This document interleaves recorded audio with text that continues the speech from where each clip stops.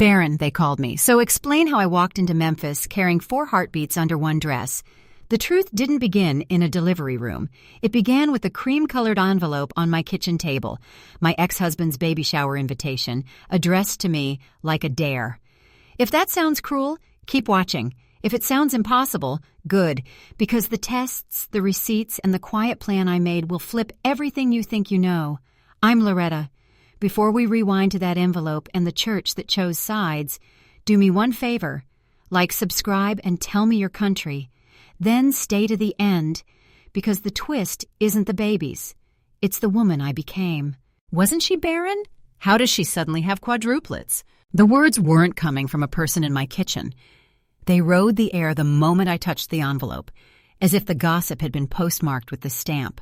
Cream paper, heavy as a verdict, no return address. Just my name and expensive script. Miss Loretta. Nothing else. No warmth, no breath between the letters. It lay on the counter 3 days. Humming like a mosquito, I refused to swat. When I finally broke the seal, the room seemed to tilt. You are cordially invited to the baby shower of Clarence and Shayla. Venue, Grand Magnolia Event Hall, Saturday, prime time. Cameras will love it. My knees didn't buckle. My spirit did a small, silent flinch, the kind you learn when you've been judged in public before. I stood in my Memphis apartment, afternoon sun turning the worn linoleum into stained glass, and read the thing twice to confirm what I already knew. It wasn't an invitation, it was choreography. A stage where I would be the cautionary tale and Shayla the miracle. If you've never been cast as someone else's lesson, count that as grace. Before we dive in, like this video, hit subscribe, and drop your country in the comments. I told the camera I wasn't filming yet, practicing a voice that didn't shake. Because geography changes accents, not truth. 3 years earlier, in a courtroom that smelled like toner and old coffee, my ex-husband had said the quiet part to a microphone. Our marriage failed because she couldn't fulfill her duties as a wife. The clerk's eyes ran to their papers. The judge stared at the seal on the wall. His mother, Miss Geneva, sat in the front row, like an usher at my humiliation, nodding along. I learned that day how quickly a woman's whole being can be reduced to a single sentence, and how long the echo lasts. Here's the part we rarely say out loud. In the pews and the salons and the grocery aisles, people love a tidy reason. Barren makes tidy sense, especially when aimed at a woman. Never mind that real medicine says infertility threads through both partners. Never mind that the CDC estimates about 1 in 5 married women experiences infertility at some point, and that stress and blame make the numbers worse. The story is cleaner when the woman wears the fault. Cleaner and crueler. The invitation glowed like a lighthouse for shame. Grand Magnolia, the place Memphis rents when it wants a moment notarized. If a venue could smirk, that one did. I set the card down and felt that old knot forming, the tie between a public call-out and a private spiral. My phone buzzed. My sister, Perline from Chicago, a subscriber to the Memphis Newswire that never sleeps. Girl, he put your name in the church bulletin. Public guest list. The audacity. I didn't answer. I walked to the window, watched a boy in a red hoodie toss a basketball against a crooked rim, and breathed like a person refusing to drown in a shallow pool. The truth is, after my divorce, I learned the mechanics of starting over. 3 suitcases, 1 thrifted table, a pot that could turn beans into comfort, and a job that could keep the lights on. I made it work.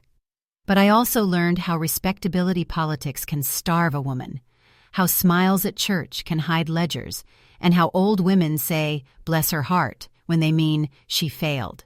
I made tea. I opened the drawer with my manila folders, pulled one marked medical. Numbers, charts, the quiet gospel of lab work. Patient shows no fertility issues. Recommend partner evaluation. Dr. Patricia Williams had told me that 3 years ago, voice steady as a heartbeat. You are healthy. I'd kept that sentence the way other people carry lucky coins, fingertip worn, private. I'd never shown it to Clarence. It wouldn't have mattered. He had a congregation of confirmation bias ready to say amen. The kettle clicked off. My phone rang. Eleanor Hayes, my mentor from the school where I teach, stays calling when storms gather. "You don't owe that event your presence," she said after I told her. "No one is entitled to your pain as entertainment." "I know," I whispered, tracing the edge of the invitation with my thumb.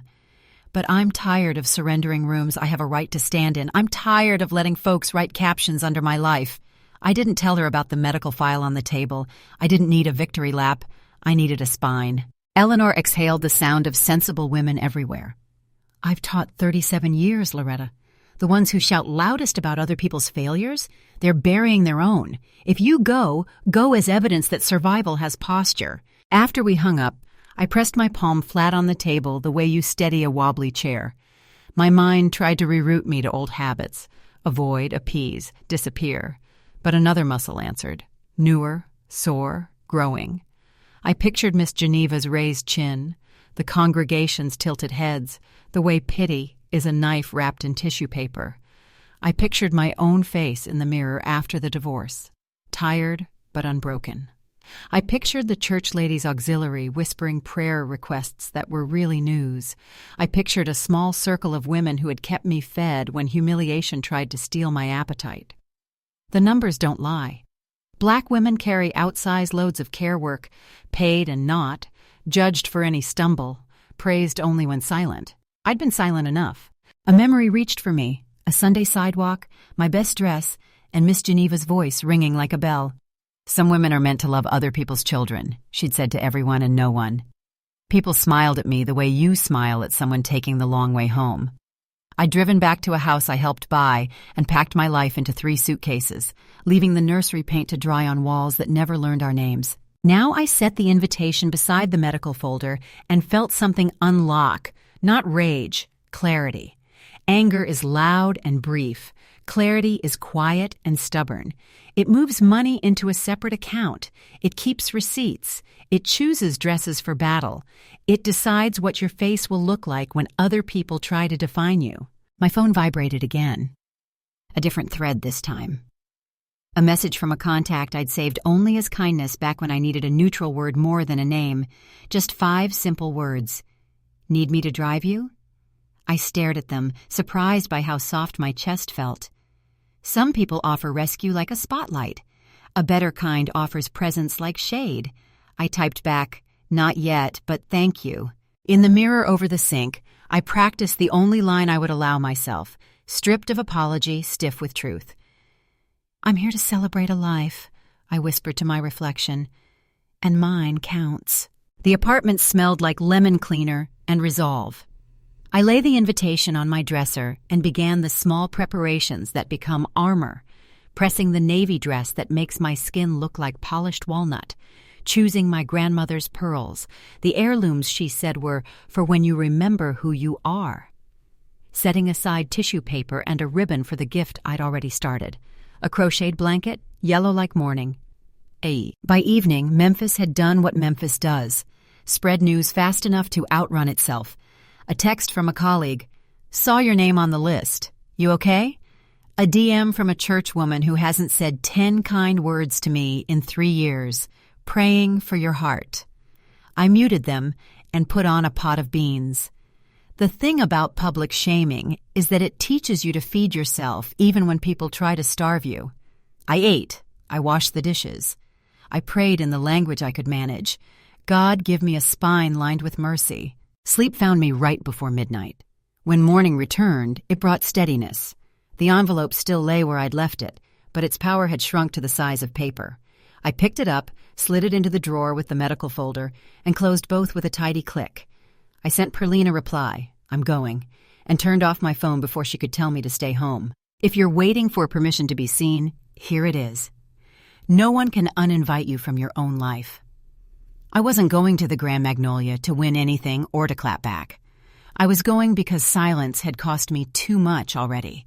I was going as proof that a woman can outlive a verdict. At the door I paused, hand on the knob, and let the future take a small breath through the crack. The knot in my chest didn't vanish. It found a new shape, not fear, readiness. "Head up," I told myself using Eleanor's voice.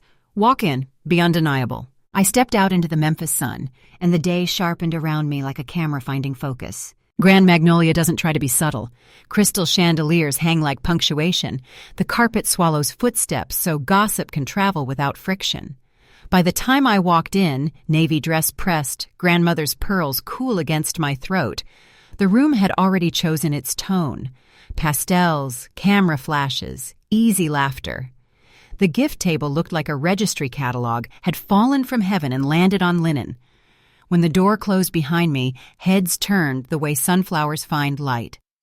Denise Crawford spotted me first. "Loretta May!" She hugged me with real arms and complicated eyes. "You came!" I said I would. I kept my smile measured, soft, not fragile. "You look radiant," she whispered, a compliment with a seatbelt.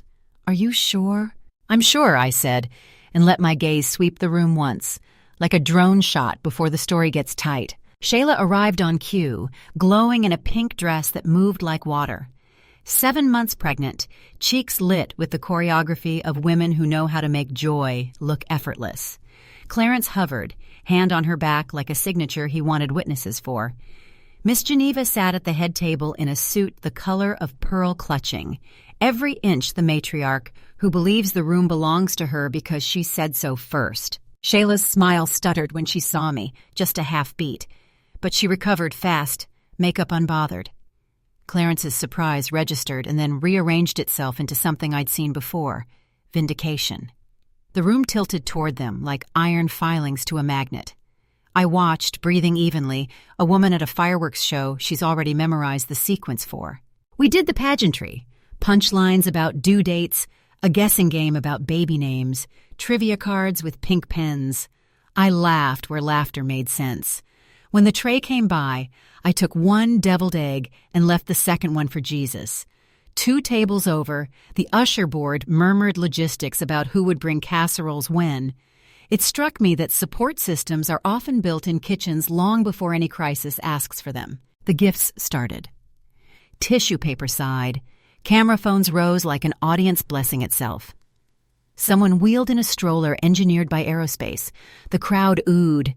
I thought of my crocheted blanket, soft yellow, good stitches, practical warmth, and felt the sting of scale, my hand against their spectacle. Then I set the feeling down. Love doesn't measure like money, it measures like time. When my parcel surfaced, Shayla lifted the blanket and ran her fingers along the pattern. "This is beautiful," she said. And for a beat I believed her, and believed that belief could be enough. That's when Miss Geneva cleared her throat. It's a sound that has stopped conversation since Reagan. "That," she announced, voice projecting past gentility into decree, "is exactly the kind of gift Loretta should be giving. Always so good with her hands, so creative." She held the word like a museum docent holding a jar.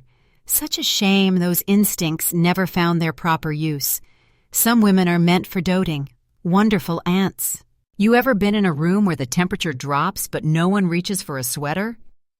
That was this moment. Conversation stalled. The air thickened with the social math of bystanders. 60% look away, 30% pretend to look at phones. A brave 10% examine the ceiling tiles. My face burned hot enough to power a small appliance, but my voice, when I found it, was cool. "Thank you for including me today," I said from my table, rising slowly so the dress could keep up. It's enlightening to see how much some things change and how much some things stay the same. I could have swung harder. I could have pulled out the folder in my bag and flung numbers like confetti. I could have named how often black women's bodies become community property for critique, while black men's pride is guarded like crown jewels. But sometimes restraint cuts cleaner. I picked up my purse. Denise's hand found my elbow. "Want me to walk with you?" "I'm all right." I met Clarence's eyes, just long enough to relocate my power. Then I turned to the door. At the threshold, I stopped. Not for drama, for record-keeping. "I truly hope you all get exactly what you deserve," I said, steady as a clock. Polite on the surface, but anybody who has ever paid a bill late heard the interest in it. Outside, Memphis was honest. Sun hot, cicadas loud, sky big. I sat in my car and let the tremor move through my hands until my bones remembered their job. It's a thing trauma teaches you. Shaking isn't weakness. It's your body setting down a weight it pretended wasn't heavy. The drive home took 15 minutes and 3 lifetimes. At a red light, a little girl on a scooter waved so hard her beads clicked music. I waved back and felt that tight knot in my chest loosen 1 notch. I wasn't driving away defeated. I was driving away decided. My apartment greeted me with the ordinary.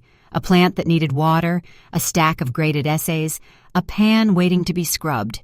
Ordinary is underrated. Ask anybody who's lived too long in spectacle. I set the purse down, washed my face, and brewed tea like a woman installing calm. Then I took out the manila folder, the one Dr. Williams had signed with science, and the invitation that had tried to be a verdict. I set them side by side like before and after photos. One was a performance, the other was proof. Eleanor called without hello. You left? I did. How do you feel? Like a door closed softly, I said, and locked.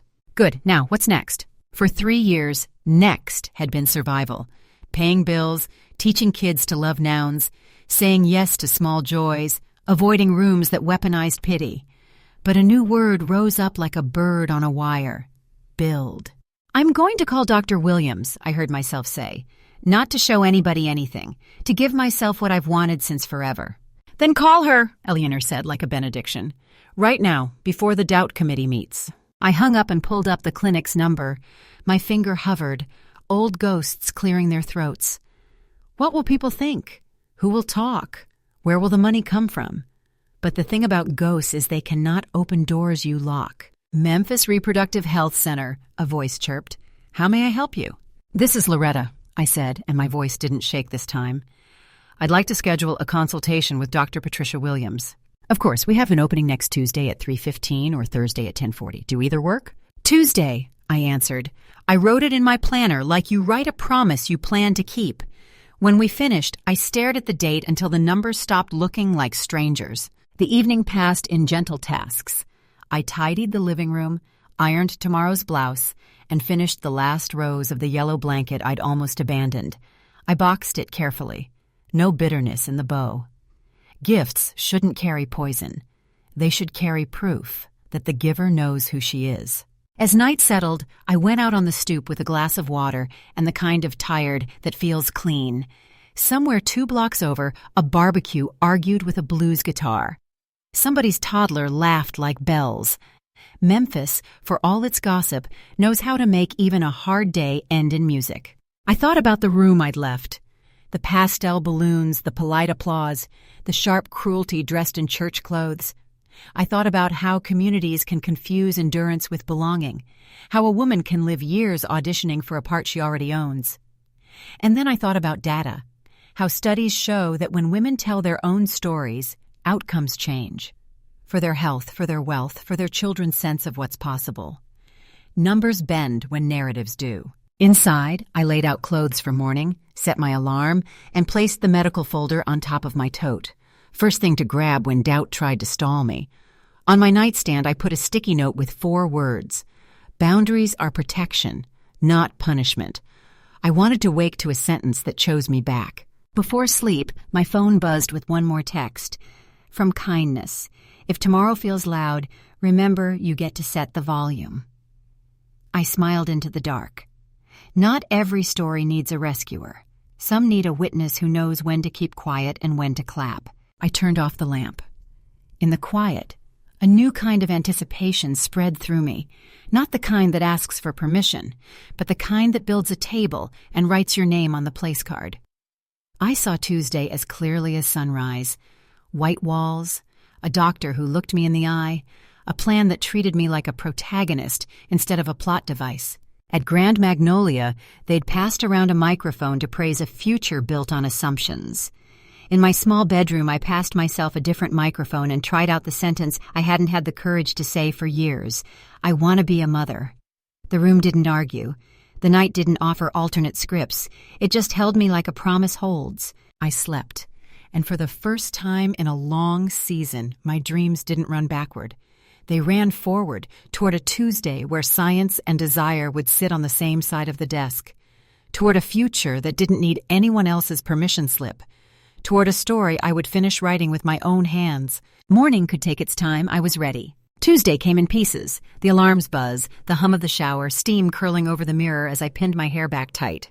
I dressed like a woman who meant business, pressed slacks, soft blouse, flats that could walk through anything. The tote bag waited by the door with its cargo, folder, planner, the yellow blanket box I couldn't leave behind yet.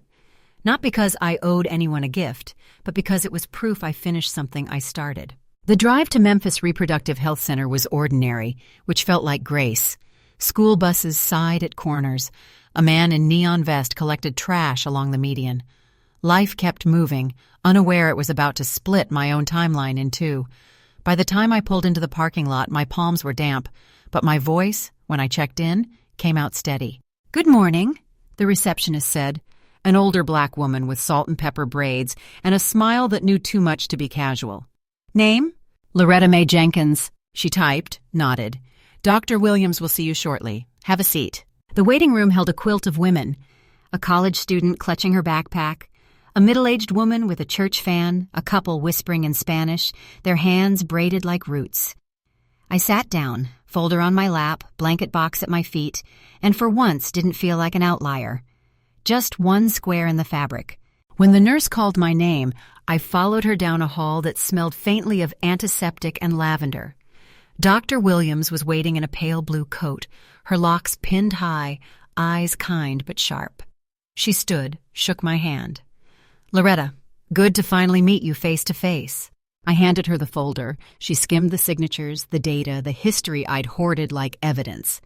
"This," she said, tapping the papers, "is thorough. You've done half my job." "Half my life," I replied, and we both let the silence hold what that meant. We talked options, costs, timelines. She didn't sugarcoat. She didn't pity. She explained like I was capable, which I was. At one point, she paused and asked, "Do you want to do this alone, or do you want to build a team around you?" The question cracked me open. Because I had survived alone so long, I'd mistaken it for identity. But survival isn't destiny. "A team," I said finally. "The right one." "Then we start here," she said, writing a date on her clipboard. "Tests first, then steps forward."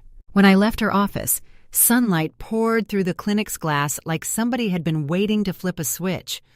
I walked to my car lighter, not because the wait was gone, but because it was finally named. That evening, I called Mama. "Tuesday's set in motion," I told her. She exhaled a sound that was both prayer and release. "Baby, I told you. God gives you seeds, not shade trees.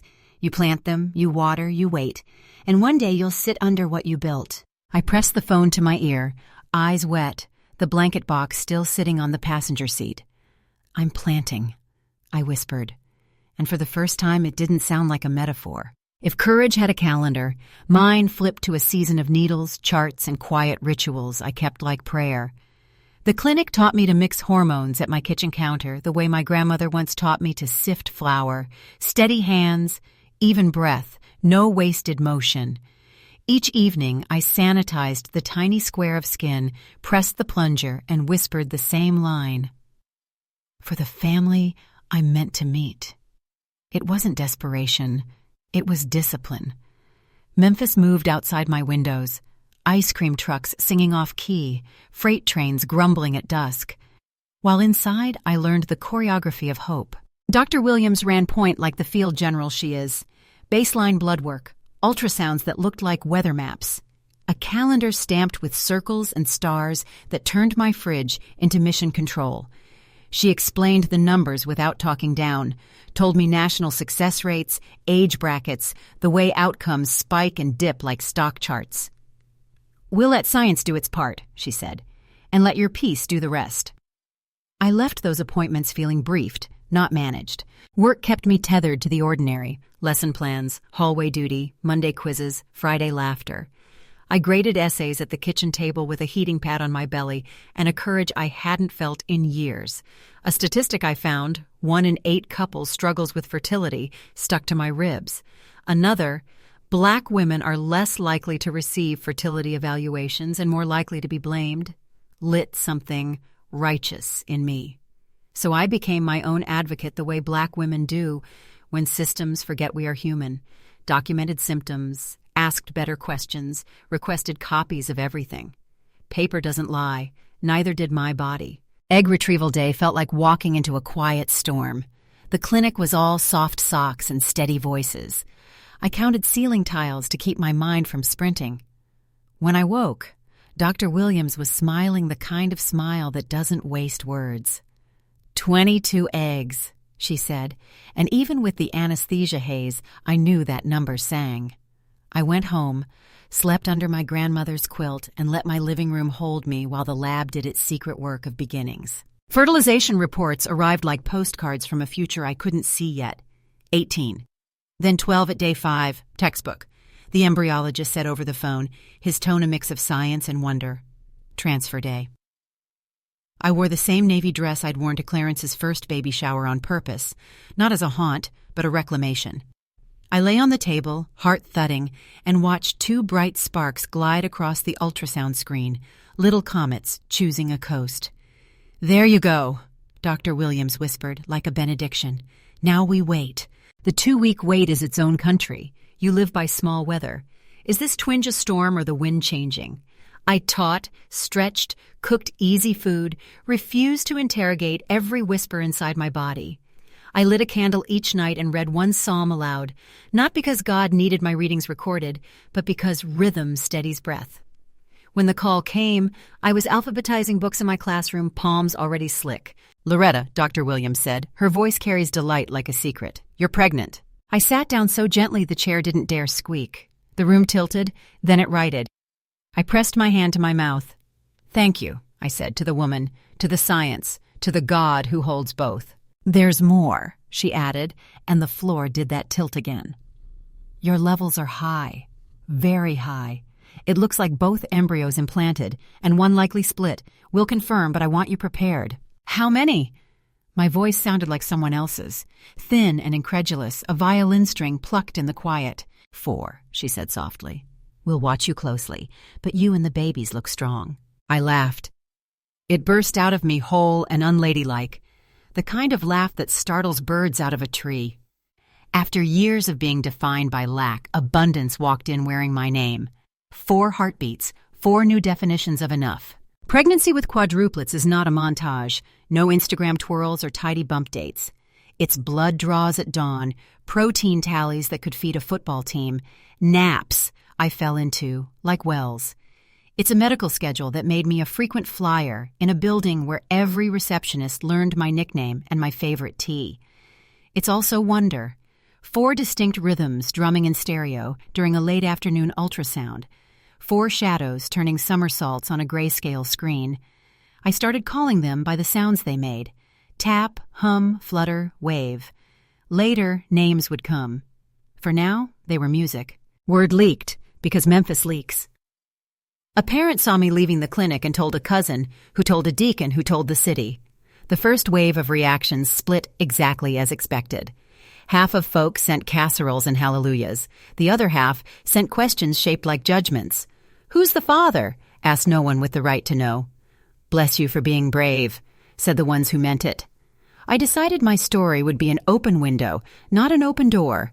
Air in, light in, boundaries intact. When a local reporter called, I said yes to one interview with clear lines. We sat on my thrift store sofa, cameras gentle, and I told the truth without theater. My worth never lived in someone else's opinion of my body, I said. But motherhood did live in my heart. I chose care. I chose science. I chose joy. The segment aired at 6. My phone lit like Beale Street on a June night. Messages from Lagos, Detroit, cousins I hadn't heard from since high school. Teachers dropped off diapers. The church ladies organized a meal train with tireless efficiency. Tuesdays, soups, Thursdays, casseroles. Saturdays, greens and cornbread because recovery needs flavor. One sentence from a 12-year-old former student slid under my door and into my marrow. Ms. Jenkins, you taught me to believe my mind. Now I see you believe your body. I'm proud. Month 6 pressed hard. My ankles swelled. Breath shortened. I transitioned to teaching from home. Zoom squares filled with 7th graders who still asked if my cat graded their essays. Bed rest introduced me to patience without apology. On long afternoons, I built a budget labeled Reality, Not Romance, line items for formula and wipes and a van with room for 5. I called the credit union and spoke to Miss Ardelia, who said, "Baby, come on by. We'll make these numbers make sense." Community is logistics with love attached. 34 weeks. The doctor said goal like a trophy. The morning labor began. Rain stitched the city together in silver. I texted Mama one sentence. It's time. The hospital filled my room with women who looked like me. Nurses with box braids securing IV lines, a midwife humming while she checked monitors, an anesthesiologist who joked just enough to loosen my shoulders. Medical terms crowded the air, blood pressures, decels, oxygen sats, but beneath it all was a river of competence steady as the Mississippi. Surgery lights are bright and impersonal, but the moment is not. One cry, then another, then another, then another. A chorus of beginnings. I saw 4 faces for the first time and forgot every sermon anyone had preached about my failures. Tap became Lily because she arrived curious. Hum became Luna because peace radiated off her. Flutter became Ela, small but fierce. Wave became Laya, the one who settled when my voice broke. My body shook from adrenaline and anesthesia and relief. Dr. Williams squeezed my shoulder. You did beautifully. The NICU was part spaceship, part chapel, machines blinking like constellations, nurses whispering like prayer. My daughters were small, but greedy for life, fingers the size of commas gripping my pinky with scandalous strength. I learned the language of beeps and gavage, held kangaroo style while monitors wrote poems in light. People came in shifts. Pearl from Chicago with a suitcase of onesies, Miss Eleanor with a binder labeled Schedules That Save Sanity. Colleagues who sanitized their hands like surgeons and folded laundry like deacons. News kept spreading because good things do. Apologies arrived tucked inside casseroles. Not everyone was clean. Some folks tried to baptize old cruelty as concern. I nodded without issuing pardons. Forgiveness isn't amnesia, it's good record-keeping. I still remembered what was said in fellowship halls and grocery aisles. I also remembered the women who slipped me their numbers, pressed cash into my palm at the gas station, left notes on my porch that said simply, I see you. I chose where to spend my softness. Homecoming day felt like a small parade. 4 car seats clicked into the used van the Church Brothers helped me find and service. My apartment had transformed into command central. Cribs tucked like puzzle pieces, a whiteboard with feed times, a rocking chair armed with water bottles, and burp cloths like a general with supplies. I stood in the doorway and cried the kind of tears that water foundations. Not grief, gratitude. The first weeks were chaos with meaning. 2 a.m. feeds under the glow of a salt lamp. Lullabies half remembered from childhood. Bottles lined on the counter like little soldiers awaiting orders. I learned to sleep in paragraphs. My sisters in spirit rotated shifts with the precision of a pit crew. We tried schedules. We failed, then tried again. We put a sign on the door that said, if you didn't call first, call first. Somewhere in that blur, I noticed a change in the mirror. Not the body. I honored its work and loved it without condition. The change was in my eyes. The woman looking back wasn't auditioning for permission anymore. She was running a household, a budget, and a miracle. She smiled at herself and believed it. 3 weeks post-discharge, the same reporter asked for a follow-up. I agreed on one condition: bring a pediatric nurse on camera to talk about resources, because a testimony without tools is just a story. We filmed between nap windows. The segment wasn't viral, it was useful. Donations arrived, yes, diapers, meal cards, but also people offering rides to appointments. A retired accountant volunteering to set up my 529 plans. A college student asking if she could read to the girls on Fridays to practice her education major. Love, organized, looks like infrastructure. Not everyone clapped. A whisper network revived itself, fretful about unconventional motherhood and messages to young girls. I answered no one directly. My life is not a press conference. Instead, I kept showing the fruit. Babies gaining weight, a mother rested enough to be kind, a spreadsheet that balanced, gratitude that didn't beg. On a quiet night when rain tapped the windows like soft knuckles, I stood over 4 bassinets and said a truth out loud so the walls could hold it. I was never barren. I was waiting on the right timing, the right tools, the right courage. The room answered with the smallest sound, a synchronized sigh, 4 chests rising like a tide. I placed my palm above them and felt heat, life, proof. What came next wouldn't be a victory lap so much as a reintroduction. The city had a story about me, one I hadn't authored. Soon, I would let them meet the woman who did the writing, and if fate was kind or just mischievous, I'd do it in a room where old judgments once lived, bringing 4 witnesses who didn't know how to lie. If there's a sound for a life turning a corner, mine was 4 steady breaths in the dark, the hush of Lily, Luna, Isla, and Leia asleep, the room pulsing with that soft, holy rhythm. I stood there, one palm over the crib rail, and realized the past didn't own my name anymore. I had been a rumor, a cautionary tale, a headline shaped by other people's mouths. Now I was just a mother in the half-light, tired and grateful, making tomorrow from scratch. The morning we stepped back into the world, Memphis was all blue sky and possibility. Miss Eleanor had pressed an index card into my hand before church. On it she'd written 3 sentences. Tell the truth you can live with in silence.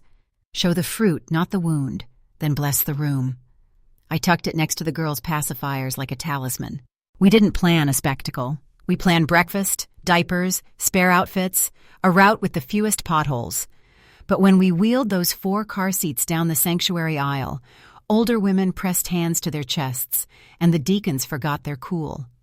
People who'd watched me crumble now watched me carry. I felt eyes on my back, not heavy with judgment this time, but bright with curiosity, hope, and that fragile thing folk rarely admit they want, permission to start their lives over too. During testimony, I rose with legs that remembered trembling and chose not to. I didn't rehearse. I breathed. I used to think silence kept me safe, I said, voice steady enough to hold water. But it kept me small. So here's my simple truth. I didn't fail. I healed. And then I built. I pointed. Because sometimes faith needs coordinates. To the 4 faces that had remapped my heart.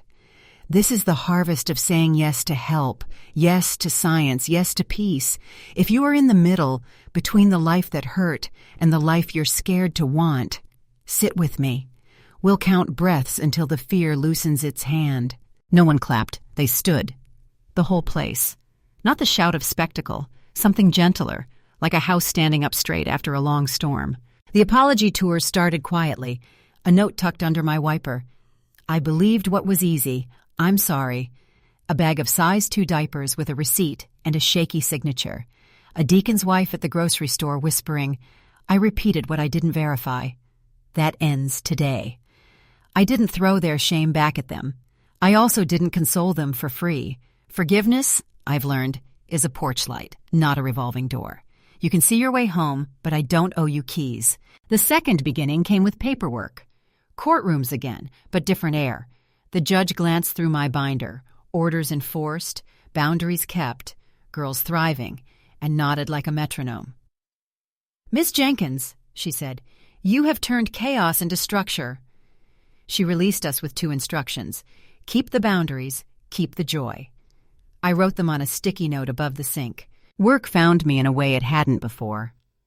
The side hustle I'd nursed on nap schedules and late-night spreadsheets grew legs. Word got around that I cooked like I prayed. On purpose, with salt. Contracts signed. A shared kitchen became my kitchen. I named Thursday dinners Ruby's Table because some names hold up a roof by themselves. People didn't just come to eat. They came to exhale. Men with week-long shoulders. Nurses with mask lines worn into their cheeks. Aunties with news as sacred as scripture. We passed plates and pens for job postings, babysitting swaps, a binder of community resources labeled just in case. Healing happened in small, ordinary ways that would look boring on camera but feel like oxygen in a life. Tuesday poetry with crayons and juice boxes, Friday blanket forts that never quite folded the same way twice, a shelf of kids' books where my daughters pointed at girls who looked like them and said their names out loud. I learned to hold joy in public without waiting for a shoe to drop. Turns out there wasn't a shoe, just my own old fear dressed up as prophecy. And then a new kindness showed up at my back fence in rolled sleeves and an easy grin. Not a savior, a witness. Michael came to help me make sense of numbers because growth doesn't care about your artistic temperament. It wants your receipts. He spoke fluent spreadsheet and "did you eat" in the same breath. He never reached for the steering wheel, just sat in the passenger seat, map ready, waiting for my nod. One evening he handed me a letter from the city. A grant approved, expansion greenlit. I didn't swoon. I exhaled. There is a difference. Do I believe in happily ever after? Not like a stamp at the end of a story. I believe in faithful ever after, the kind you stack day by ordinary day. Michael understood that my life was not a vacant room waiting for furniture. It was a home. He knocked. He took off his shoes. He asked where the light switches were. We set a table together. That's all I'll say because you taught me to hold what matters close. There were still flares, little aftershocks from the old life. An email at midnight that violated the order, forwarded without commentary to the attorney who knows how to file things where consequences live. A cousin's innocent question about the girl's father answered with a smile and the gentlest brick wall you've ever seen. We're good over here. Peace is not passivity. Peace is muscle. Mine learned to lift. A year to the weekend after everything burned loud, we hosted a free class at Ruby's table. From crockpot to contract. 20 chairs, 20 notebooks, 20 women who could turn grief into gumbo and needed help turning gumbo into invoices. We covered pricing, permits, plating, and how to say, "My rates aren't a debate." When the evening ended, an older woman stayed behind, fingers worrying the handle of her purse. "Child," she said, eyes bright, "you turned pain into payroll." I laughed. "Into payroll and bedtime," I said, thinking of 4 small faces and 1 soft lamp. Maybe you're here because a friend sent you this link with, "This one sounds like you." Maybe you got here by accident, bored in a parking lot, scrolling strangers. Maybe your heart is sore and you don't have language yet, only a stone where your breath should be. Here's what I know down to the bone. You are not unlovable because someone failed to love you well. You are not late because you had to start over. Starting over is not a detour. It's a craft. If you're still with me, if this story found you in the ache, tell me where you're watching from. Your city, your country, your block. Type 1 line you're willing to claim out loud. I'm leaving. I'm staying, but with boundaries. I'm saving. I'm healing. No essays are required, just proof of life. Drop it in the comments so another soul scrolling at 2 a.m. knows we exist in numbers. And if this gave you any courage at all, do for somebody else what so many of y'all did for me. Click like so the algorithm doesn't bury us. Subscribe so you don't miss the next voice we lift. Share this with the cousin, the coworker, the woman in your mirror who needs one more nudge. Around here, we don't do content. We do community. This channel is casseroles on a bad week, contracts on a good one, and applause whenever anybody stands up straighter than they did yesterday. Before I go, let me speak a blessing I wish somebody had put in my pocket years ago. May you never confuse endurance with belonging. May your standards be a door only the right ones know how to open. May your receipts be organized, your boundaries be bright, your table be long, and your peace be expensive. And when somebody asks how you got here, tell them the truth that saved me. You chose yourself without apologizing, and then you built a life that welcomed other people to choose themselves too. Most nights now end the same way. I make one last pass down the hall, adjust a blanket, rescue a stuffed rabbit from the floor, step over a shoe that no one admits is theirs. The city hums outside, tires on wet pavement, a saxophone down the block, practicing the same beautiful phrase until it feels like prayer. I stand in the dark and listen to my girls breathe. The sound is small, the meaning is not. I whisper back the verdict that matters most. We're okay. And because it's the truth we earned, I add the part that took the longest to believe. Not by accident, on purpose. So, tell me your part. Tell me where you nodded. Tell me where you got mad in my name and then glad for me anyway. Tell me what you need next, then stay. Tomorrow we'll cook. Next week we'll learn contracts. Next month you'll stand on your own porch at midnight, feel the wind change, and realize you aren't scared of the storm anymore.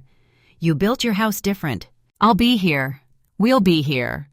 Hands up like church, arms out like family. Thank you for holding this story with me. Thank you for becoming part of it. I love y'all for real.